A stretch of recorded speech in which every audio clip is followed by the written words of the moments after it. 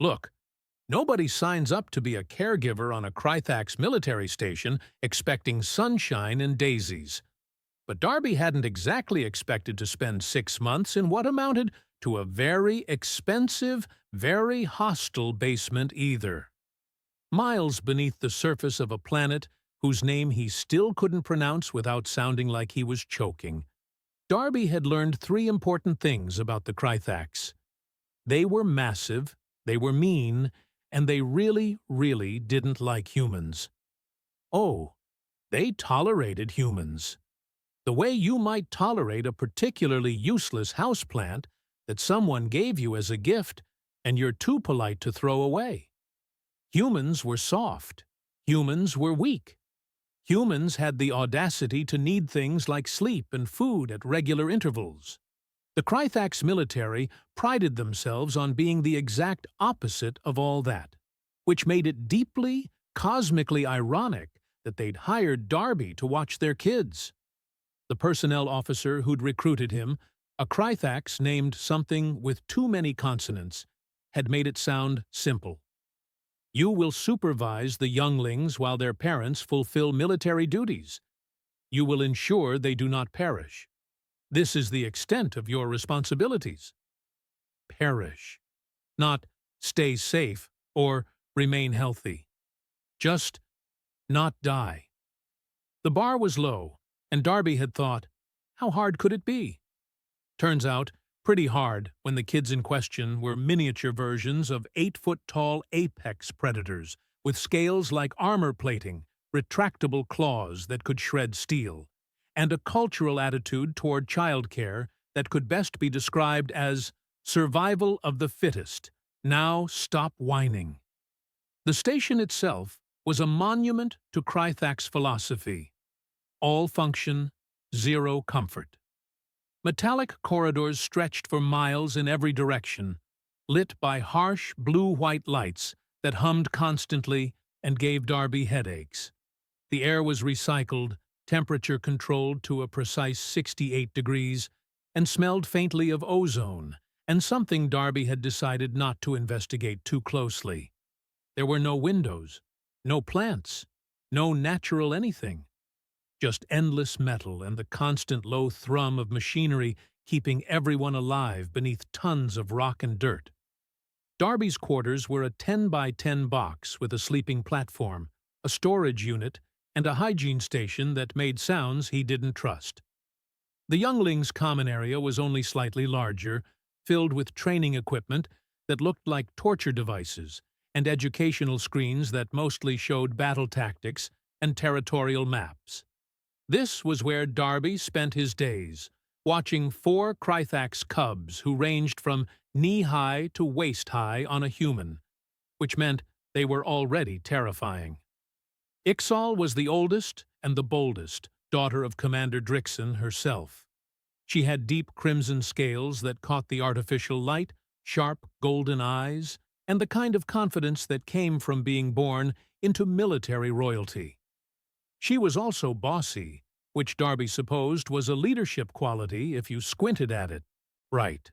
She organized the other cubs into formations, assigned them roles during play combat, and had opinions about everything. Moko was smaller, with blue-green scales that reminded Darby of Earth's oceans, back when he'd lived somewhere with oceans. Moku asked approximately 9,000 questions per hour. Why is the ceiling that height? What's inside the walls? Do humans molt? Why not? The other cubs found him annoying. Darby found him exhausting but kind of endearing. Brunk was Ixal's age but twice as skeptical about everything. His scales were dark gray, almost black, and his eyes were a pale silver that always seemed to be judging Darby and finding him lacking. Brunk didn't trust easily, didn't laugh often, and had mastered the art of the dubious stare. When Darby suggested activities, Brunk's default response was, "That sounds stupid." And then there was Lipa.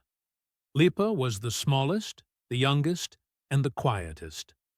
Her scales were a pale lavender shade that Darby had never seen on any adult Krythax, which made him wonder if they darkened with age. She watched everything with huge violet eyes, rarely spoke unless directly addressed, and had a habit of following Darby around at a distance of exactly 6 feet, like a very small, very scaly shadow. For the first month, Darby had done his job. He'd kept them fed, broken up fights when play combat got too real, and made sure nobody actually perished. The Krythak's parents barely acknowledged his existence. Commander Drixon would arrive precisely at the end of each duty cycle, inspect her daughter with the warmth of someone reviewing equipment inventory, and leave. The other parents were similar. No bedtime stories, no hugs, no "How was your day, sweetie?" Darby had asked about it once, carefully, to Dr. Keymore during a routine health inspection of the cubs. Krythak's younglings are raised to be strong, the doctor had explained in his clipped, impatient way. He was examining Brunk's teeth with more roughness than Darby thought necessary. Emotional coddling produces weak adults. Weakness is death. Right, but they're kids, Darby had said. Dr. Keymore had looked at him the way you might look at someone who'd just suggested eating rocks. They are future soldiers. There is no distinction. And that had been that. But around week 8, Darby started noticing things. The cubs were lethargic. Oh, they still played and fought and did their training exercises, but there was something off. They moved slower. They slept more. Ixal's usual barrage of orders came out half-hearted. Moke asked fewer questions, which was like a star going dim. Brunk was crankier than usual, which Darby hadn't thought possible. And Lippa, she just stared at the walls for hours. Their scales, which should have been bright and slightly iridescent, looked dull, flat, like someone had turned down the saturation on them. Darby wasn't a doctor, but he'd worked with enough kids, human and otherwise, to know when something was wrong. He'd reported it to Dr. Keymore, who'd done a cursory exam and declared them perfectly healthy. Their vitals are within acceptable parameters, the doctor had said, not even looking up from his data pad. Cubs at this age often experience energy fluctuations. It's normal. They don't look normal, Darby had pressed. They look sick. Your expertise is in preventing them from injuring themselves, human. Mine is in medicine. I suggest you remain in your lane. Darby had remained in his lane, but he'd also started watching more carefully. The cubs weren't sick in a traditional sense. They ate fine, mostly. They didn't have fevers or coughs or any obvious symptoms, but they were dimming, like lights on a failing power source. They snapped at each other more, played less. Lippa had stopped following Darby around, which should have been a relief, but instead felt like a warning sign. It was during one of his restless walks through the station's maintenance level, 2 months in, that Darby found it. The maintenance level was technically off-limits to non-essential personnel, which Darby definitely was, but security down there was minimal, and Darby had needed to walk somewhere, anywhere, that wasn't the same metal corridors he saw every day. The maintenance tunnels were older, built when the station was first constructed generations ago. They were dimmer, quieter, and had that particular abandoned feeling that Darby found oddly comforting. He'd been following a corridor that angled upward, which was unusual. Most of the station sprawled horizontally, but this tunnel climbed, and Darby's legs had appreciated the change in motion.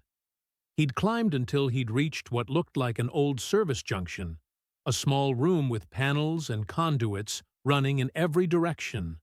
And there, in the ceiling, was a crack. Not a big crack.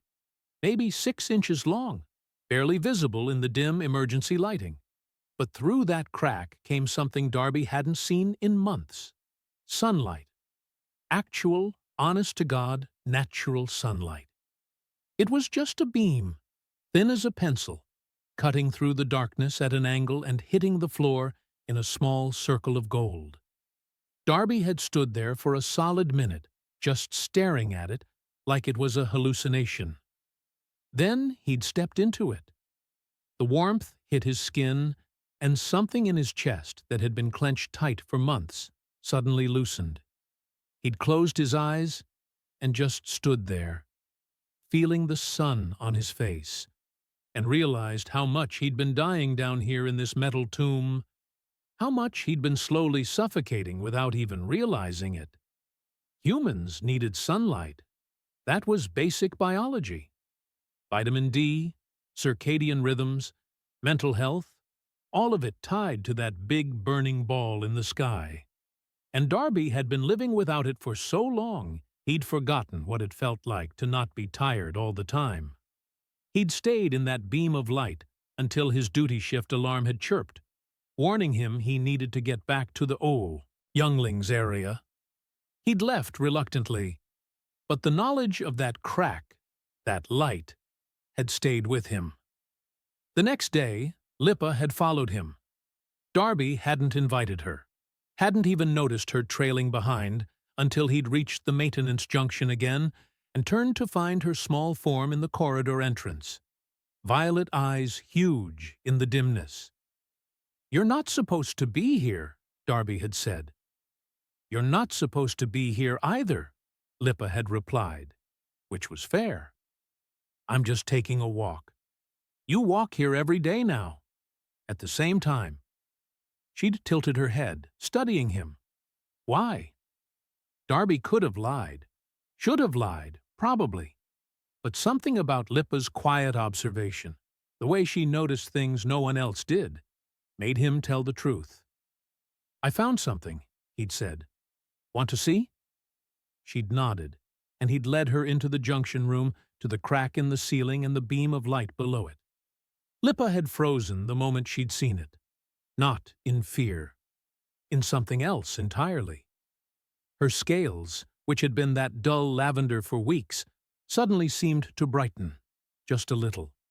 She'd taken a step forward, then another, moving slowly like she was approaching something dangerous or sacred. When the light touched her, her whole body had gone rigid. Darby had almost pulled her back, worried something was wrong. But then he'd heard it.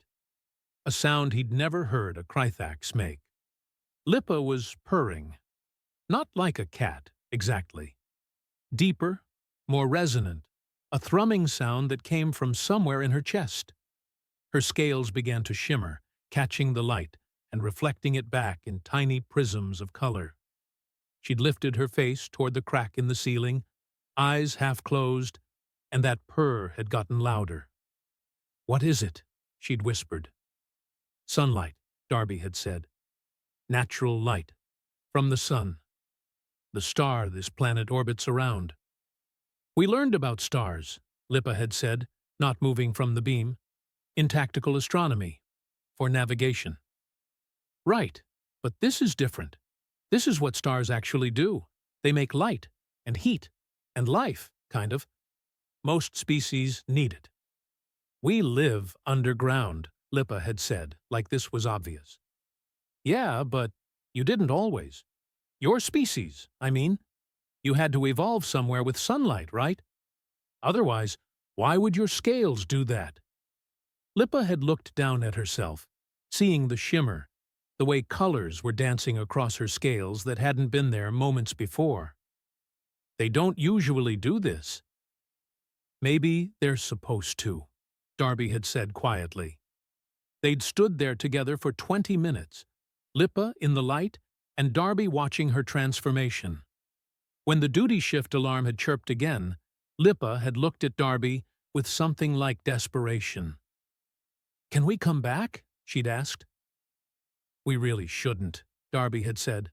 "Please." And Darby, who was already bending approximately 800 station regulations, had nodded. That had been the beginning of everything. The thing about secrets is they never stay small. They grow. They spread. They develop a kind of gravity that pulls everything else toward them. Darby's little maintenance junction with its crack of sunlight had started as a personal escape, became a shared secret with Lipa, and then, inevitably, became the most dangerous thing on the entire station. Because Lipa couldn't shut up about it.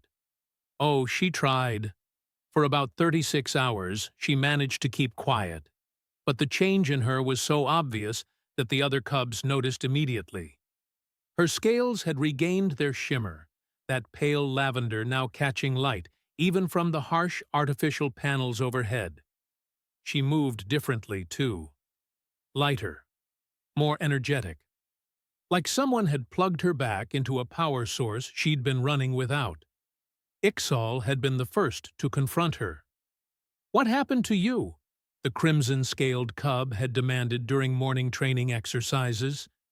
They were supposed to be practicing tactical positioning, which mostly involved the cubs shoving each other around while Darby made sure nobody lost an eye.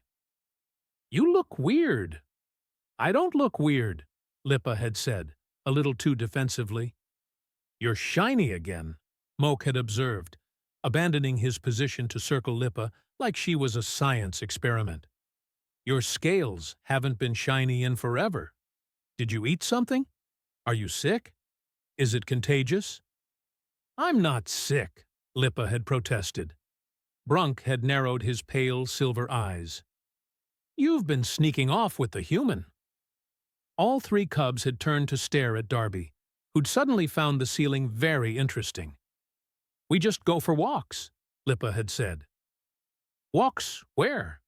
Ixal had pressed, because of course she had. Ixal didn't let anything go. And Lipa, bless her tiny predator heart, had caved immediately. To see the bright heat from above. The other three cubs had stared at her like she'd started speaking a different language. "The what?" Brunk had said flatly. "The bright heat. It comes from the sky, through a crack. It makes you feel good, and your scales get pretty, and everything feels less heavy." There had been a long silence. "She's lost it," Brunk had declared. The small one's brain broke. But Moke's eyes had lit up with that dangerous curiosity that Darby had learned to recognize. Bright heat from the sky? Like in the theoretical lessons about surface conditions? "It's real," Lipa had insisted. "It's real, and it's beautiful, and you're all stupid if you don't want to see it." Which, naturally, had made it mandatory that they all see it immediately. Darby had tried to talk them out of it, had explained, very reasonably he thought, that the maintenance level was off limits, that bringing more cubs would increase their chances of getting caught, that he could lose his job, and they could get in serious trouble. Ixal had looked at him with those sharp golden eyes and said, "If it made Lipa better, we need it too. We all feel wrong. We're just better at hiding it than she is." And that had been that. So Darby had become the galaxy's most reluctant tour guide to a crack in the ceiling. He'd taken them one at a time over the next few days, during different breaks in their schedule to avoid suspicion. Moku had been first, because his pestering had reached critical levels, and Darby had valued his sanity. The blue-green cub had peppered Darby with questions the entire walk to the junction. "What makes the bright heat? How hot is it? Can it burn you? Why does it come through the crack? Are there more cracks? Could we make more cracks? What's on the other side of the ceiling? How far up does it go?" "It's called sunlight," Darby had explained for what felt like the 100th time. "The sun is a star. This planet orbits around it. The surface is up there, above all this rock and metal. The sun's light reaches the surface, and some of it gets through that crack. But why do we need it? I don't think you need it exactly, but I think it helps. Most organic life evolved under sunlight. Your bodies probably have processes that work better with it." When they'd reached the junction and Moku had stepped into that beam of light, he'd gone completely still. Then he'd started vibrating. That same purr Lipa had made, but higher pitched, almost musical. His scales had begun to glow, the blue-green intensifying until he looked like he was lit from within. "Oh," he'd whispered. "Oh, this is what outside feels like." He'd peppered Darby with even more questions after that, but they'd been different, softer. "Does the bright heat? The sun? Does it always feel like this? Can you see it directly? What color is it? Are there other things up there?" Darby had answered what he could, watching Moke's transformation and feeling that mix of satisfaction and guilt that came with knowing he was doing something right that was definitely against the rules. Brunk had been harder to convince. The skeptical cub had agreed to come only after Ixal had ordered him to, and he'd spent the entire walk radiating distrust. "This is stupid," he'd muttered. "There's nothing wrong with us. We're fine. The lights here work perfectly well." "Just look at it," Darby had said. "Then you can go back to thinking I'm an idiot." Brunk had stomped into the junction room, arms crossed, scowl firmly in place. He'd glared at the beam of sunlight like it had personally offended him. "That's it? That's what everyone's losing their minds over? It's just a light. Try standing in it." "No." "Brunk, I said no. This is dumb. You're all dumb. I'm leaving." But he hadn't left. He'd stood there, glaring, while Darby had waited. Finally, with a huff that suggested this was the stupidest thing he'd ever done in his entire life, Brunk had stepped into the light. The change had been slower for him. His dark scales had absorbed the light rather than reflecting it. And for a moment, Darby had thought maybe it wouldn't work on him.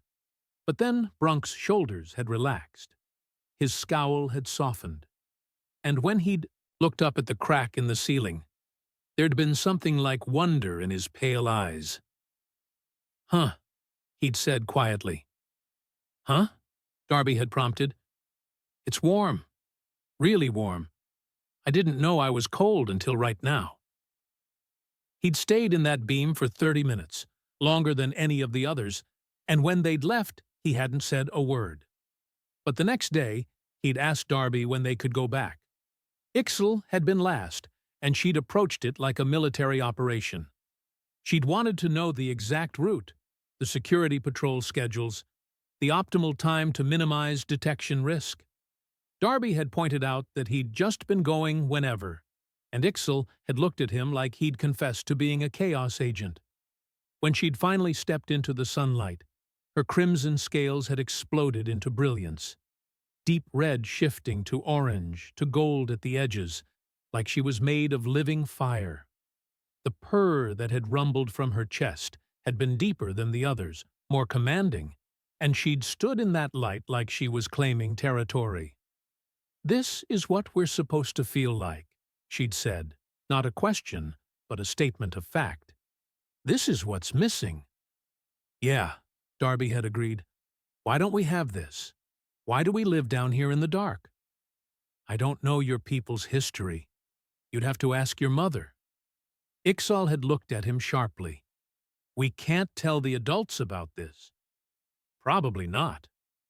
They'll make us stop. They'll say it's making us soft. They'll seal the crack." "Yeah, that's likely." Ixal had stood there, scales blazing, and Darby had seen her working through some kind of calculation behind those golden eyes. Finally, she'd said, "Then we keep it secret. All of us. This is ours." And for a few blissful weeks, it had worked. The cubs had developed a rotation. Darby would take one or two of them at different times during rest periods, never the same schedule, never in a way that would draw attention. They'd spend 20-30 minutes in the sunlight, soaking it up like batteries recharging, and then they'd return to their normal routines. The changes in them had been remarkable. Their scales had regained their full shimmer, each cub's colors becoming vibrant in ways Darby had never seen before. Moke's blue-green had deepened into something that looked like tropical water. Brunk's gray-black had developed subtle undertones of deep purple. Lipa's lavender had brightened to almost violet, and Ixol, she'd become incandescent, her crimson scales so vivid they seemed to glow even in the artificial light. But it wasn't just physical. They'd become more energetic, more playful. Training exercises that had been sluggish drudgery became competitive games. Moke's questions had returned with a vengeance, but now they were excited rather than listless. Brunk smiled occasionally, which Darby had begun to think was physically impossible. Lipa laughed, an actual laugh, bright and clear. They'd become, in short, like actual children instead of miniature, soldiers in training, which, of course, was exactly what got them caught. The problem started when other adults began noticing. The Cubs instructors commented on their improved performance. The nutritional officer noted their increased appetites. And Dr. Kimor, during a routine health screening in week 12, had run his scanner over Ixol and frowned. "Unusual," he'd muttered. "What's unusual?" Commander Drixon had been present for her daughter's checkup, a rare occurrence, and her voice had carried that edge of command that made everyone in the room stand straighter. "Her vitamin synthesis levels are elevated, significantly.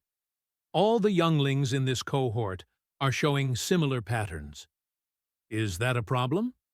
"Not a problem, exactly. Just unexpected. These levels typically only occur with direct exposure to certain wavelengths of light that we don't use in the station." Darby, standing quietly in the corner as he always did during medical checks, had felt his stomach drop. "What kind of light?" Drixon had pressed. "Natural stellar radiation, sunlight, in common terms. But that's impossible, obviously, given our location." There had been a pause. Then Drixon had turned to look directly at Darby. "Caregiver, have you been taking the younglings somewhere?" "Just around the station," Darby had said, which was technically true. "Exercise walks. The corridors." "Which corridors?" "Different ones. I vary the routes." Another pause, longer this time. Drixon's eyes had been calculating, suspicious, but she'd had no proof of anything. "Doctor, run full diagnostics on all the younglings. I want to know exactly what's causing these changes." That had been 3 days ago. Since then, the Cubs had been on lockdown, confined to their common area while the adults investigated. No more walks, no more sunlight. And Darby had watched, helpless, as the Cubs had begun to dim again. Lipa had stopped talking almost entirely. Moke's questions had died down to nothing. Brunk's scowl had returned with a vengeance. And Ixol, she'd paced the common area like a caged predator, scales losing their fire hour by hour. On the third night, Darby had been woken by a sound at his door. When he'd opened it, all 4 Cubs had been standing there in the darkness, scales dull in the emergency lighting. "We can't do it anymore," Ixol had said quietly. "Living like this, without the light." "I know," Darby had replied, "but I don't know what to do. They're watching everything now." "We found another way up." This from Moke, whose voice had been barely a whisper. "An old emergency shaft. It goes all the way to the surface, all the way to the real sun, not just a crack." Darby's heart had started pounding. "Absolutely not. That's insane. You can't just go to the surface." "Why not?" Brunk had challenged. "It's our planet. Our people used to live up there." "Used to" being the key words. There are reasons you live underground now. "Stupid reasons," Lipa had said, with more force than Darby had ever heard from her. "We looked it up.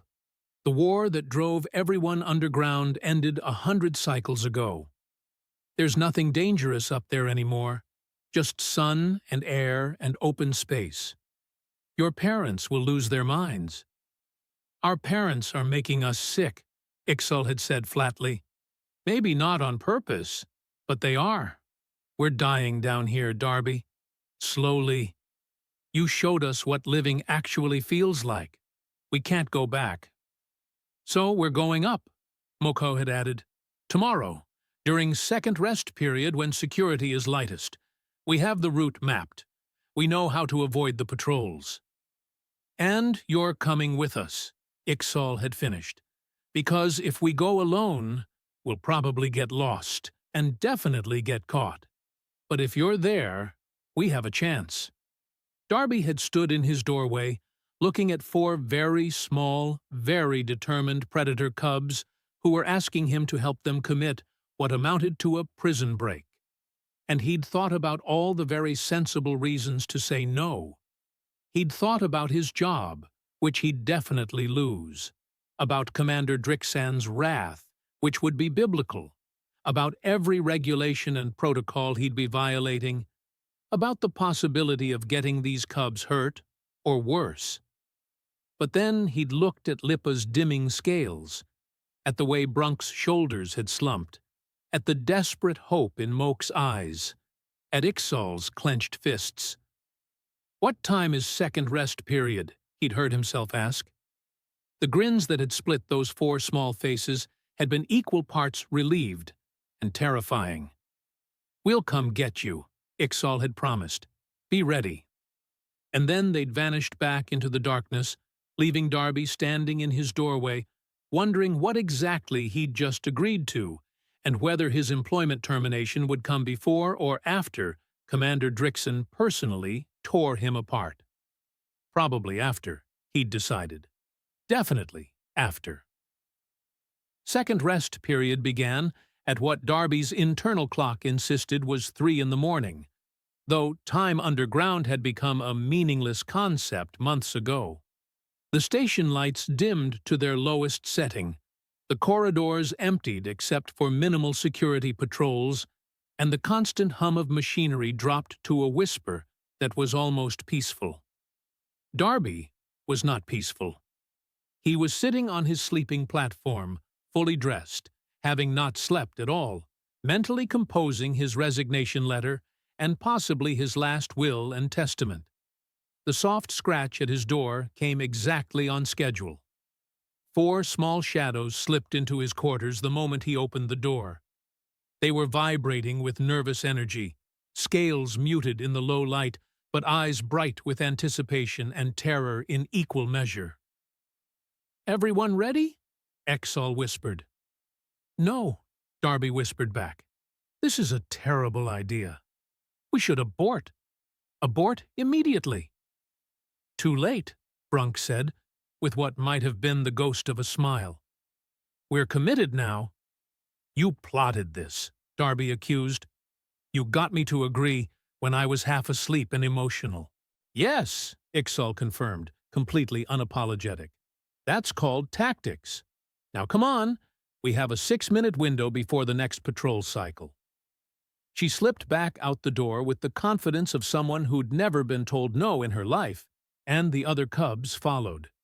Darby, because he was apparently incapable of making good life choices, followed them. The route they took was Byzantine, through maintenance corridors Darby had never seen, down access shafts that required climbing ladders with rungs spaced for adult Krythax, through ventilation junctions that left them all covered in dust. Moki had indeed mapped everything, consulting a datapad he'd somehow acquired and providing whispered directions at every intersection. Left here, then up 2 levels, then through the water reclamation bypass. No, not that one. The other one? Yes, that's the one. They had 2 close calls.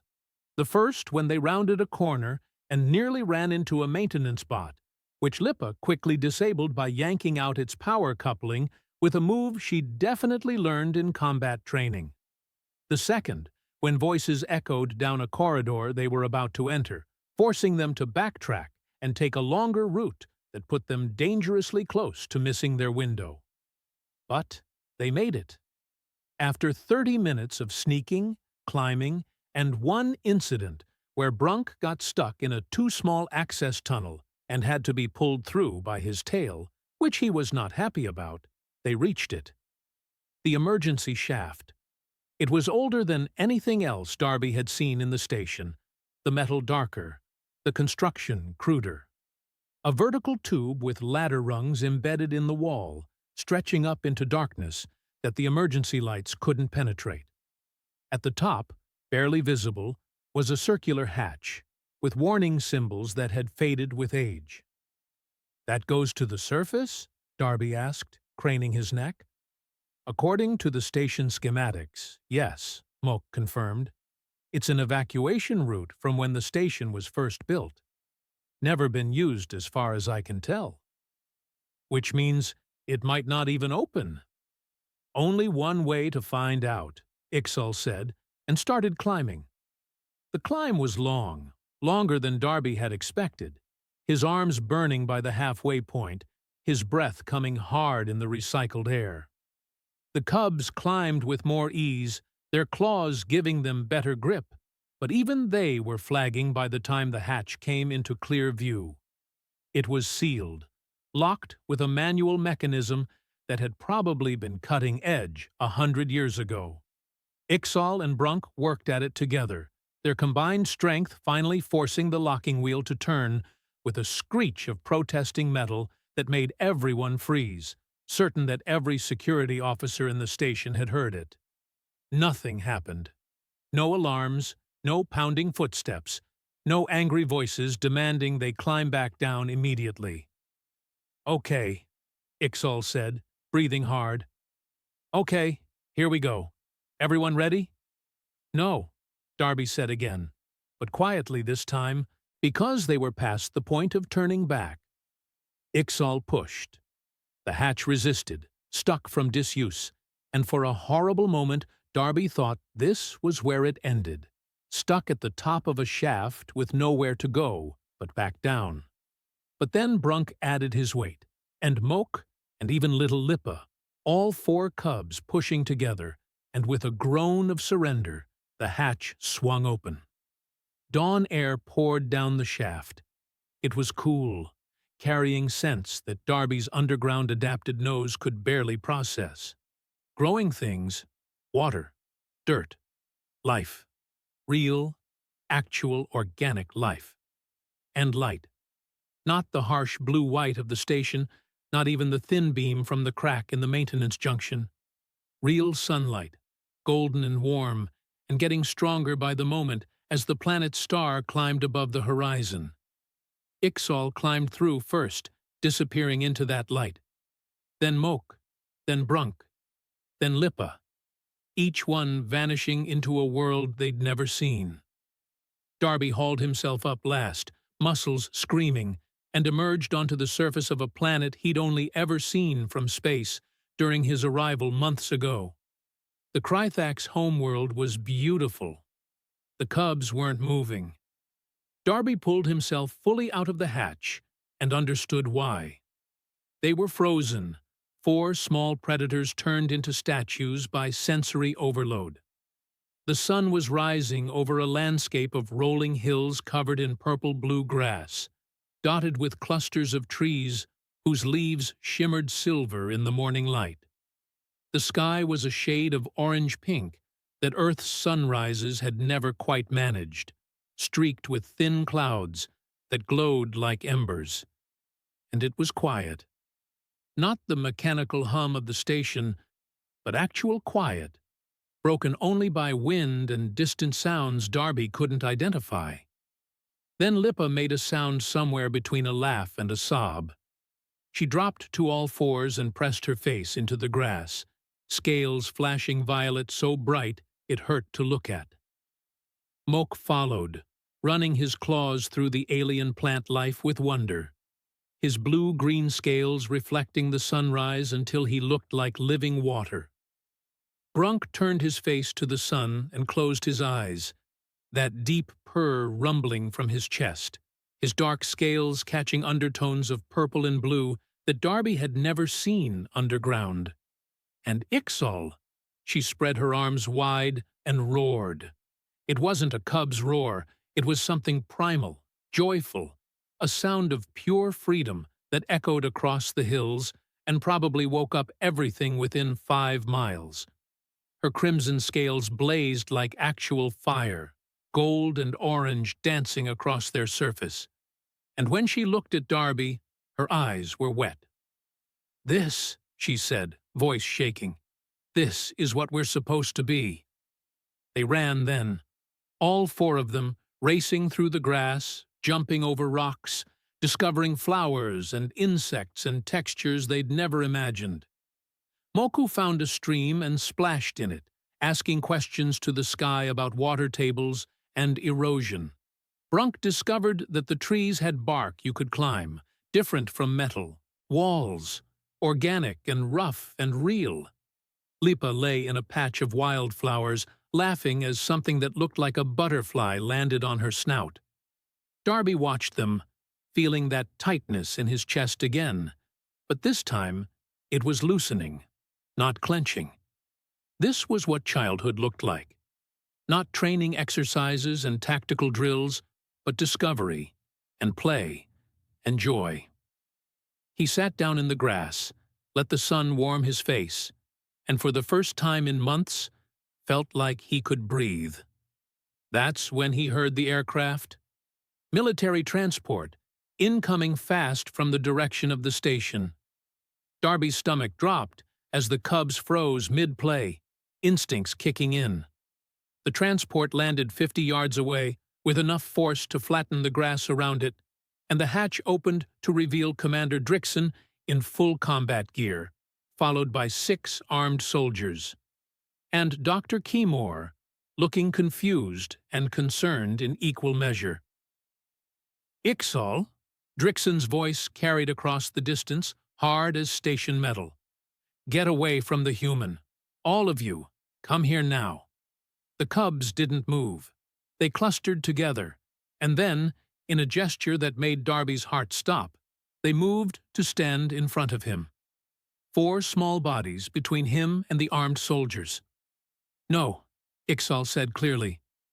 Drickson went very still. "What did you say?" "We're not going back. We're staying here, with Darby, with the sun." The commander started forward, soldiers flanking her, and Darby prepared for the worst. But then Drickson stopped, and really looked at her daughter, maybe for the first time in months. Saw the way Ixal's scales blazed with color, the brightness in her eyes, the strength in her stance. Saw what Darby had been seeing all along. "Your scales," Drickson said quietly. "The sun does this," Ixal said. "We're supposed to have this, all of us, you too." For a long moment, nobody moved. Then Drickson did something Darby never expected. She removed her helmet, set down her weapon, and walked forward alone. She stopped at the edge of where the cubs stood, sunlight falling across her face for the first time in who knew how long. Her scales, deep burgundy and dulled by years underground, began to shimmer. Subtly at first, then stronger, colors Darby suspected she'd forgotten she could make rippling across her armor-like hide. "I don't remember," she said softly, and Darby realized she was talking to herself more than anyone else. "I was taken underground when I was Lipa's age. I don't remember what this felt like." She sat down in the grass, right there in full commander regalia, and looked up at the sun. The soldiers behind her shifted uncertainly. Dr. Keymore stepped forward, scanner out, and ran it over the cubs. His face went through several expressions before settling on embarrassed horror. "They're healthy," he said. "Healthier than any cubs I've ever examined. The vitamin deficiencies I've been treating, they're not deficiencies, they're starvation.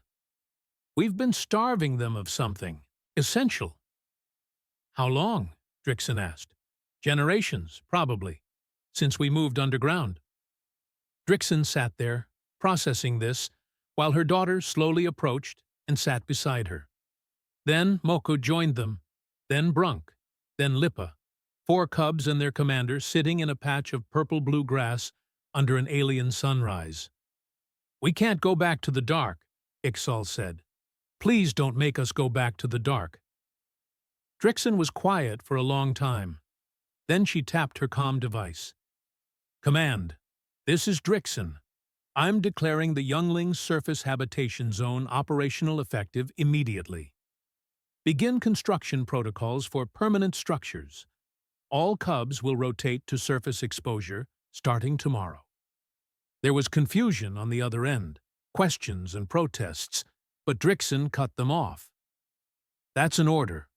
The war is over, has been over for 100 cycles. We're not hiding anymore." She looked at Darby then, really looked at him, and something like respect crossed her face. "The human stays. Promoted to Surface Operations Coordinator. He clearly knows more about raising healthy younglings than any of us." Darby, who'd been preparing for court-martial or worse, just nodded, not trusting his voice. 3 months later, the first permanent surface habitat was complete. More followed. Cubs from every section of the station made daily trips topside, spending hours in actual sunlight. Parents joined them, rediscovering a world their species had abandoned out of fear. Other Crythax colonies heard about the changes, sent delegations to investigate. They left convinced, carrying plans for their own surface returns. But every morning, without fail, 4 particular cubs would find Darby and drag him outside to their favorite spot, a hilltop where the sunrise was particularly spectacular. They'd sit together, predator cubs and their human caregiver, basking in light that had been there all along, waiting. "You know what's funny?" Ixal said one morning, scales glowing crimson gold in the dawn. "We thought we dragged you outside, but really, you dragged all of us into the light." Darby smiled, surrounded by purring cubs, and watched the sun climb higher. "Yeah, well, sometimes the revolution starts with something small, like kids who just want to sit in the sunshine." "Best revolution ever," Lippa murmured sleepily. And honestly, Darby thought, watching a civilization slowly crawl out of its self-imposed darkness because 4 cubs had refused to stay dim, she wasn't wrong. Not wrong at all. The historians would later argue about what really changed the Crythax. Some would claim it was inevitable evolution. Others would point to diplomatic pressure from neighboring species. A few would credit Commander Drixen's bold leadership. But the cubs knew better. It had been one human who couldn't stand watching kids suffer. One crack in a ceiling, one beam of light that had reminded everyone what living actually meant, instead of just surviving. 2 years after that first sunrise, the underground stations were mostly empty, repurposed into storage and emergency shelters. The Crythax had built cities on the surface, architectural marvels that incorporated the sun into every design. Schools taught younglings under open skies. Military training happened in daylight, because warriors who knew what they were protecting fought harder than those who'd forgotten. Darby still worked with cubs, now in a proper facility with windows and gardens and absolutely zero metal corridors. And every single morning, without fail, those same 4 troublemakers would find him, older now, but no less insistent, and drag him outside. Because some rituals were worth keeping. Some revolutions started with weapons and speeches and grand declarations. But the best ones, they started with children, stubborn and bright, who'd simply refused to live in the dark anymore.